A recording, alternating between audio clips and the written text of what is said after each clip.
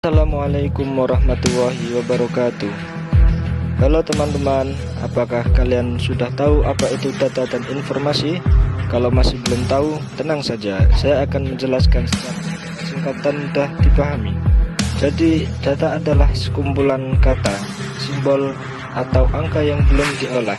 Sedangkan informasi adalah data yang sudah diolah sehingga mudah dimengerti. Contohnya, data tadi bila diolah akan menjadi dari sini jelas bahwa data adalah bahan mentah, sedangkan informasi adalah data yang sudah punya makna.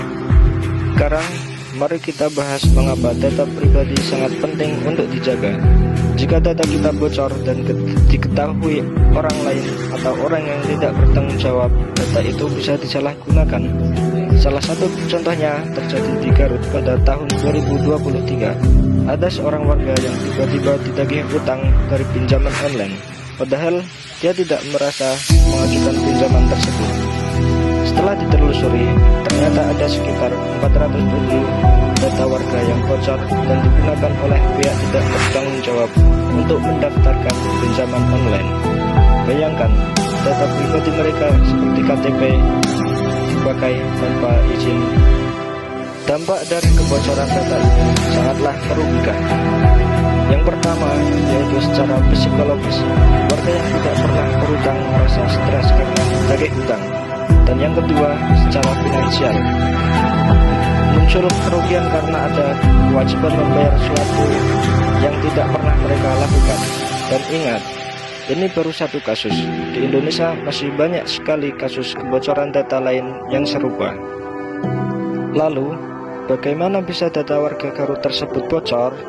Ternyata ada seorang oknum ketua program PNM Mekar yang mencuri data penduduk berupa KTP, kemudian menggunakannya untuk mengajukan pinjaman online.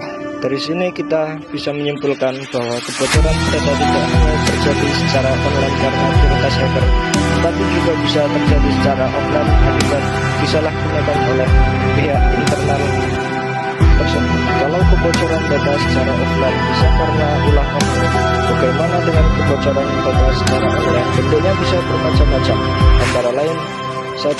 Peretasan sistem oleh hacker. 2. Phishing, yaitu email atau pesan palsu untuk mencuri password. 3. Malware atau ransomware yang bisa menyandera data kita. 4.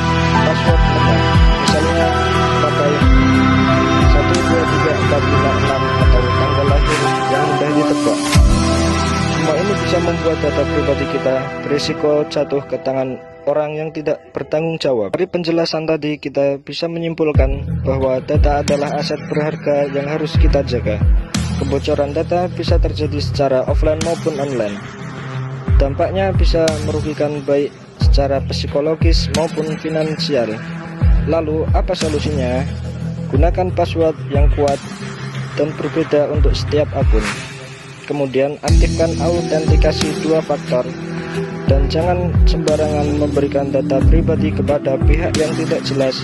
Serta yang paling penting, selalu waspada terhadap email, tautan, ataupun aplikasi mencurigakan.